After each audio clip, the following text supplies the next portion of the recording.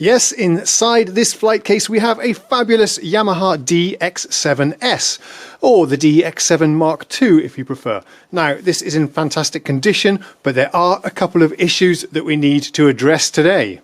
And yes, we've had a little bit of snow. I hate this stuff, so let's go inside and start fixing. Woody Piano Shack.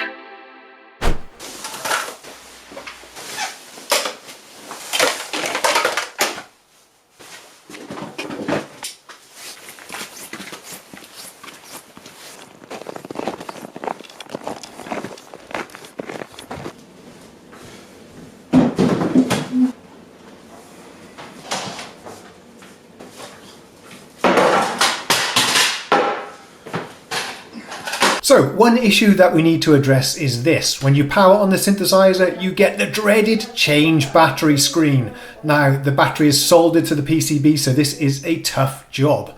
Also, we have a wobbly pitch bend wheel. Although it does seem to work, it's not very secure in there and it feels horrible.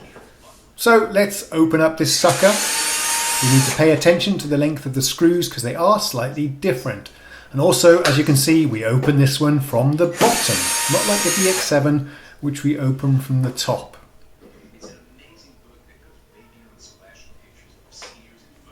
The short screws are the 4 there on the bottom that I'm taking out right now. As you can see, they're a little bit crusty, these screws. They've been in there for perhaps 30 years. And the bottom just slides forward just like that, exposing the beautiful circuitry inside. Here then is our pitch bend mod wheel. I think the only way we need to figure out what's going on here is to dismantle it and take it out. And I do feel rather worried about this, because how the heck am I going to find replacement parts for this one? Let's hope it's nothing too serious. I think actually it's probably the pot that's broken, so I'm thinking at this point we need to replace the pot. But let's pull off the actual wheel itself from the potentiometer and take a closer look.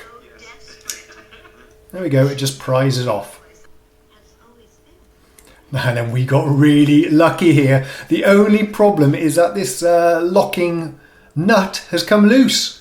So I'm tightening it up with my fingers and we'll just wrench it a little bit there, and that problem should be fixed for many years to come. Once we've got it apart, I'll give the inside of the wheel a bit of a clean because it's full of grime and dust. The wheel just presses on again. It's just a sort of press fit onto the shaft of the potentiometer. And there we go, you can see the springs in action. Let's tighten that one back into the keyboard. Being very careful not to over tighten these because it is just a sort of self-tapping screw going into plastic. And while we've got it open, I always like to get the vacuum cleaner out. So we got really lucky there. I'm very relieved that this was just a minor problem. Now let's put our attention onto the replacement battery. So we need to lift up the main circuit board here, the main motherboard, and we need to remove, I think it's 4 screws from the back of the synth and also some screws on the inside.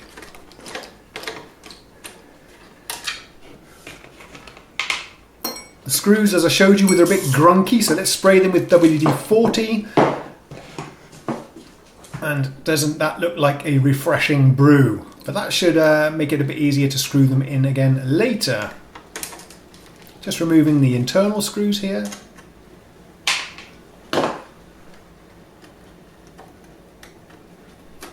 And we also have to remove the screws that are holding onto the sort of memory card slot. There's 2 of those. At this point we should be able to lift out carefully this PCB. Before doing this I had touched the sort of earth socket on the electricity system just to make sure I was grounded and didn't have any static electricity on my fingers. So let's see, there's a lot of ribbon cables here that are a little bit in the way, but I don't want to disconnect them. So we'll just twist it over, and there is the battery. I just wanted to check the voltage before we do anything, and it is 0.23, which is way low. Now my plan here is to actually solder onto these two tabs. I'm a little bit intimidated with the thought of soldering onto the main PCB, as this part is very hard to replace if I make a screw up. So I'm thinking I'll actually try and keep these two metal tabs and solder onto those instead. So let's see if we can snip those off the battery.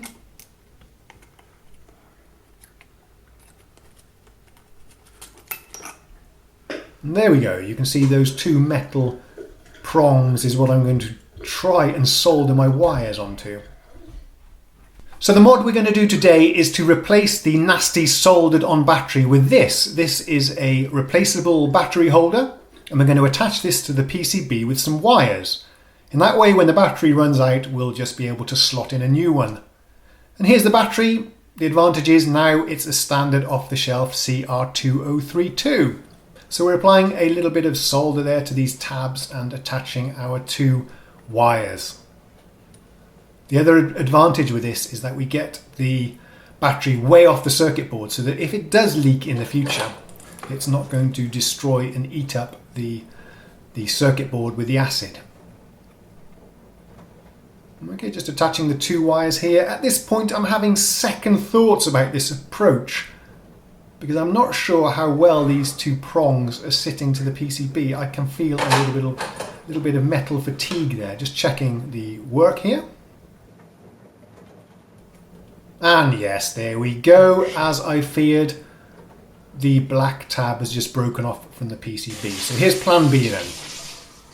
I've got some, what are these things called? I don't remember. Headers that I'm going to solder onto the PCB. So we're just soldering on the headers. On the other side, I've soldered on two long wires. I put a bit of heat shrink on there, just to reinforce it a little bit. And some heat shrink on top of that, to make it even stronger. I really don't want to have these things breaking off.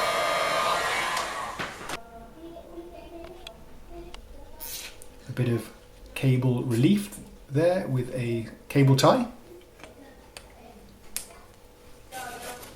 And at this point, my work on the PCB is hopefully done, so let's put it back into the synthesizer. A little bit fiddly to get it lined up, but with a bit of gentle persuasion, we've got it in place.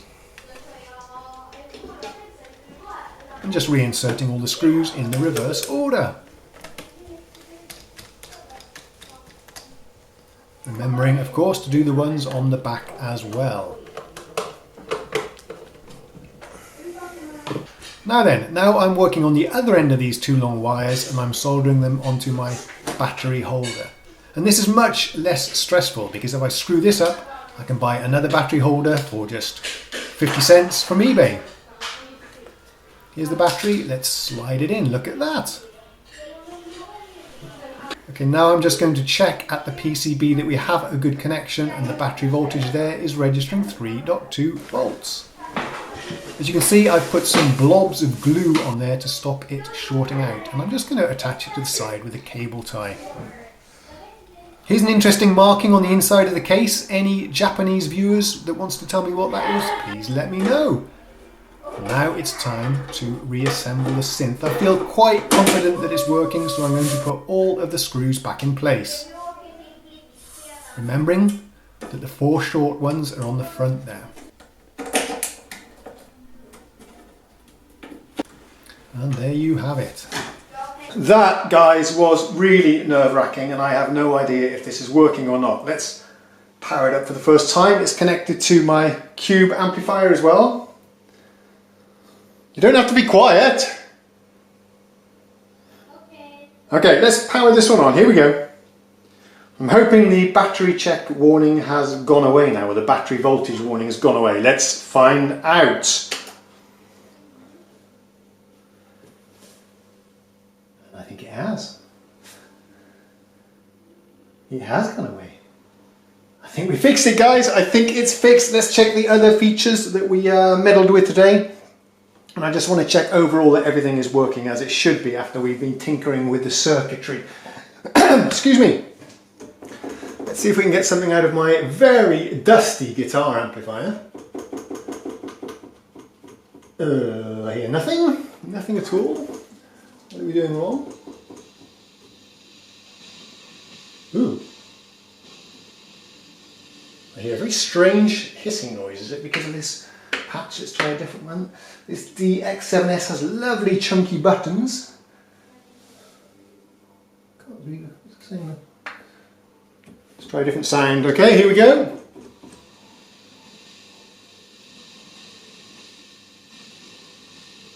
Huh. It's just hissing. What's going on here? Yes, there we go. As you can see, the voice memory has been just garbled up when we change the battery. Of course, when you disconnect the battery, you lose all the memory of the sounds that are built in. So I guess I'm going to have to connect this to the computer. We'll have to load in via SysX the factory patterns. And I've done other videos showing how you do this with the DX7. I hope it's pretty much the same with this one. So we'll get some voices in here and we'll try again.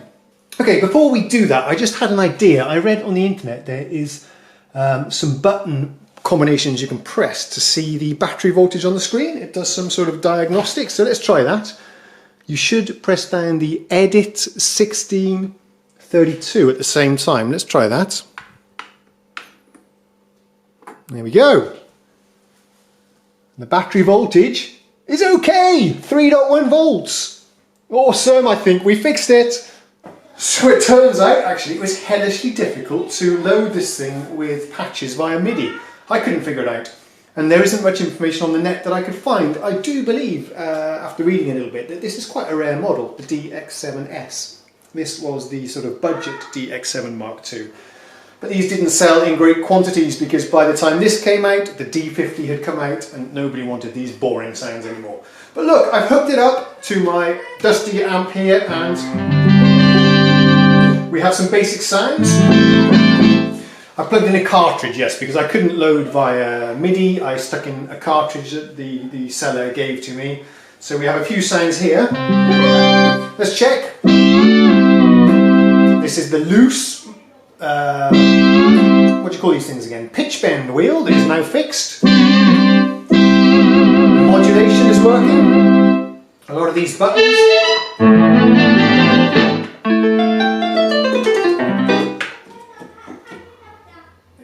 Interesting sound. That's corrupt as well, doesn't it? A lot of the sounds on the cartridge are corrupted as well, so I need to do a proper factory reset of this unit.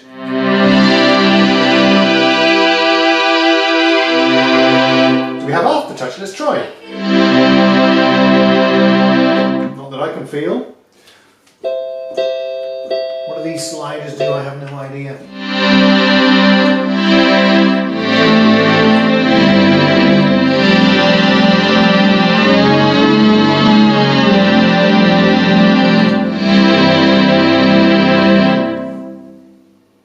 So that was a great success, although it was very nerve-wracking. I am mentally exhausted now. It was quite stressful tinkering on this very, very rare PCB that's 35 years old. Hard to find spares, I guess. But I think we did the job. Now, the next time we need to change the battery, we'll just sort of push in a replacement battery into that little holder. No soldering required. So this is a really nice mod to do on any DX7 or any other synthesizer that has a horrible battery soldered onto the PCB. Now I need to tidy up the kitchen before the missus comes home, and I also need to load this thing with the factory patches so that we can have a nice demonstration in the future. Thanks again for watching. I'll see you soon. Cheerio. Woody Piano Shack.